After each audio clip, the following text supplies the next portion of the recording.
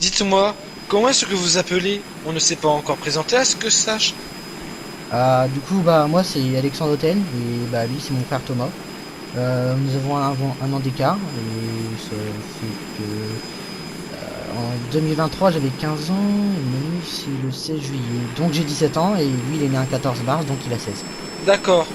Moi du coup, vous me connaissez. Je suis Luc Dico et j'ai 41 ans. J'aurai 42 ans le 19 octobre. Mais vu que j'ai voyagé 4 ans dans le futur, je devrais avoir 45 ans en ce moment même. J'avoue, je suis encore sur le choc là. Mais bon, après, on a quand même vécu une vie bizarre, hein. C'est vrai, entre l'apocalypse, se battre contre une bande, le voyage dans le futur pour Luc, ça fait beaucoup quand même. D'ailleurs, ça m'intéresse. Vous avez fait quoi durant l'apocalypse? Au début de l'apocalypse, nous avons combattu Lucas Ultima. Lucas Poltima? Oui, je connaissais pas trop ses plans, mais il avait sacrément changé. Ensuite, en 2024, moi et Thomas, nous avons commencé à améliorer notre base, et il y a quelques heures, Thomas s'est fait kidnapper par une autre personne pour mesurer son intelligence à la mienne. Mais il ne faisait pas le poids face à moi. Et la suite, vous là... pardon, je voulais dire que tu la connais déjà. Bon, sinon, on y arrive quand là? Oui, il reste encore 1 heure maintenant.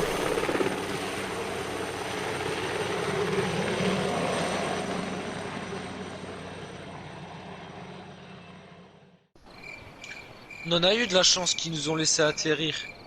Bon, allons-y les gars. Ouais. Allez, go.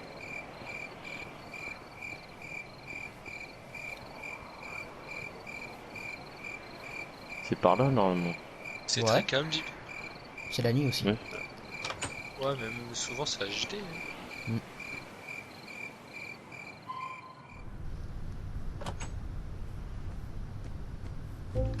Waouh, Wow. c'est assez grand ici. Ouais, c'est sympa. Les gars, après nos 2 jours ici, on ira en France, ça vous va? Bah, c'est la seule chose qu'on puisse faire, donc oui. Ouais, c'est vrai en plus. Waouh! Ça c'est ma chambre, je vous dis direct les gars. Elle est géniale! Puis j'ai une télé devant moi, c'est génial! Génial! Wow, très belle chambre. Un peu de bibliothèque, c'est cool. Bon c'est moi qui dors dans le canapé du coup. Putain, j'adore ma vie ça veut. Oh, il dort. Bon, c'est parti pour une lecture alors. 18 mars 1550, les Français ont commencé à massacrer notre peuple. Ils n'ont aucune pitié. Moi et quelques rescapés, on a pu trouver refuge ici.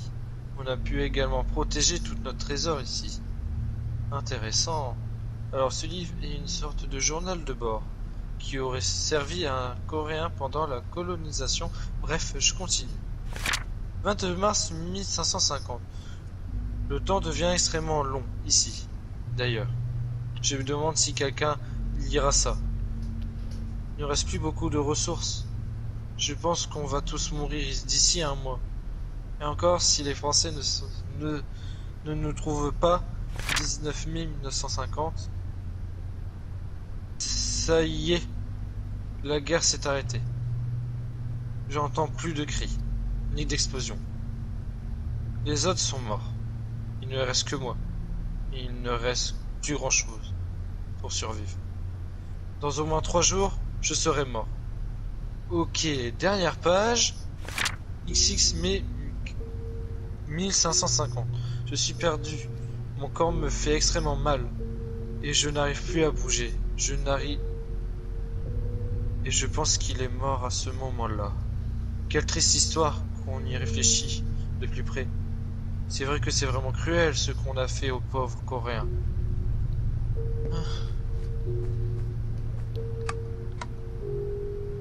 Maintenant, une nouvelle vie nous attend.